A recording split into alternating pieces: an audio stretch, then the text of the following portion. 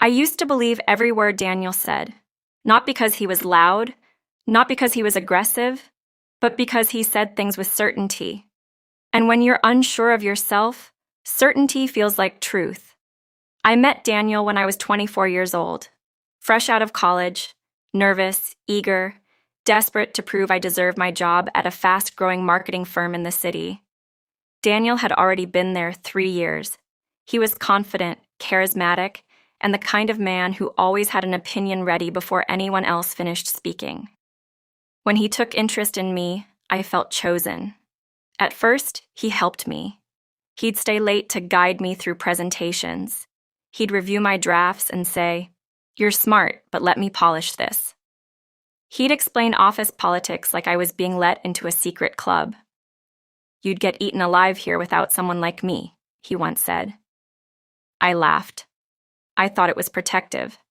I didn't realize it was planting something. Doubt. It didn't happen overnight. It never does. He started correcting me in meetings. Publicly. "If I can clarify what she means," he would say, stepping in smoothly. Sometimes he'd rewrite my ideas entirely before submitting them to management. Other times, he would present our work, but speak as if the strategy was his. And slowly, people stopped asking me questions. They asked him. At home, the tone shifted too.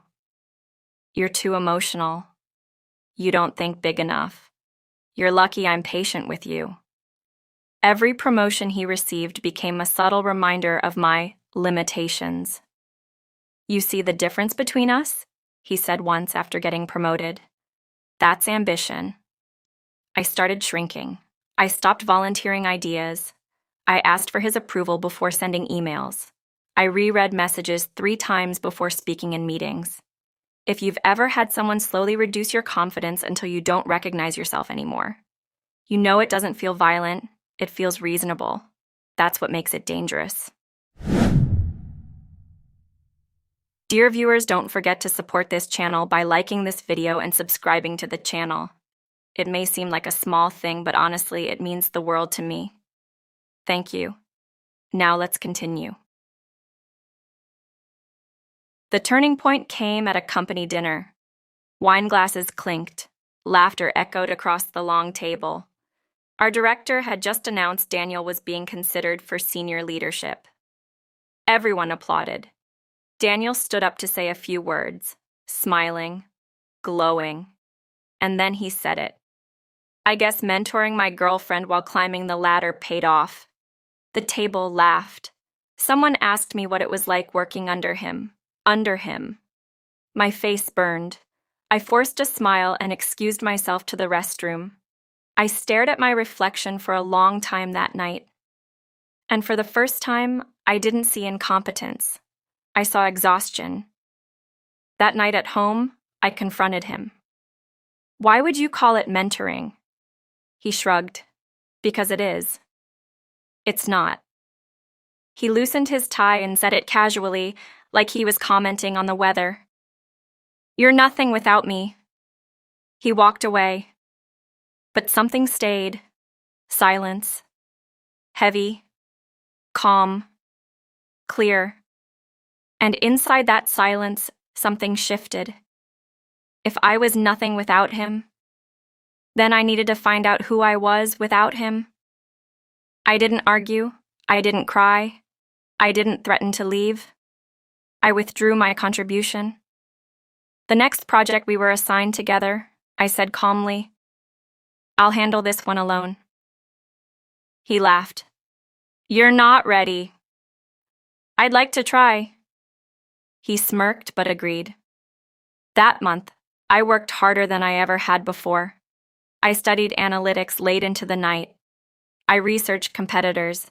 I rehearsed presentations out loud in the living room while he scrolled on his phone. The day of the pitch, my voice shook in the first 2 minutes. But then something happened. Confidence. Not loud confidence, quiet certainty. The client leaned forward, asked questions, engaged. 2 days later, the contract was signed, and my boss called me into her office alone. "I didn't know you had that in you," she said. I almost laughed. It had always been there. It just hadn't been allowed to breathe. At home, Daniel noticed the shift. "You're different," he said one evening. "Maybe," I replied. "You're distant." I smiled slightly. "Maybe I'm growing." He didn't like that. His tone sharpened. He accused me of arrogance. He said success was getting to my head. But here's what I learned. When someone benefits from you feeling small, your growth feels like rebellion to them. And if this story resonates with you even a little, take a second to like this video and subscribe. Every story here is about quiet transformation, not loud revenge. Now back to mine. 3 months later, our company restructured leadership, new executive oversight, performance reviews across departments. And suddenly, my metrics were impossible to ignore. Revenue growth, client retention, independent campaign wins. Daniel's numbers were solid, mine were stronger. The day of the announcement, the entire department gathered. "I'm pleased to announce our new department lead." My name. The room went silent. Daniel didn't clap. He stared at me like he was trying to understand how gravity had reversed itself. After the meeting, he cornered me. "This is because of me," he said. "How?" "I trained you." I held his gaze. "No, you underestimated me." That night, he tried to reassert control. "You need me," he said, but something inside me had solidified. "No," I answered softly. I needed confidence, and I found it. I packed quietly. No screaming, no dramatics, just clarity. He followed me around the apartment, speaking faster than I had ever heard. "You're being emotional. You're overreacting. You'll regret this." I zipped my suitcase. I already regret staying as long as I did. And I left. The door closed, and for the first time in years, I felt tall. The next year changed everything. Not because I became powerful, but because I became peaceful. Leading the department forced me to develop confidence without cruelty. I made it a point never to silence someone in a meeting, never to claim credit for work that wasn't mine. Ironically, Daniel stayed at the company. Under my leadership, professional, polite, quiet. During his performance review, he sat across from me in my office. The same man who once said I was nothing. He avoided eye contact. "You've improved your collaboration," I said neutrally. He nodded. I paused, then added gently, "You don't need to diminish others to be valuable." He didn't respond, but something in his expression softened. Maybe humility, maybe regret. People think revenge is destruction. It isn't. It's distance. It's detachment. It's becoming so solid in yourself that someone else's opinion loses power. Daniel once believed I was nothing without him. Now, I sign his evaluations. But that's not the victory. The victory is this. Even if he disappeared tomorrow, even if the title vanished, even if the office burned down, I would still know who I am.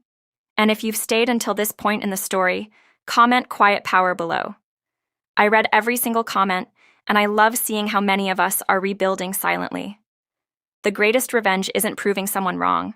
It's proving yourself right. He said I was nothing without him, and he was wrong. Because the moment I stopped believing him, I became unstoppable.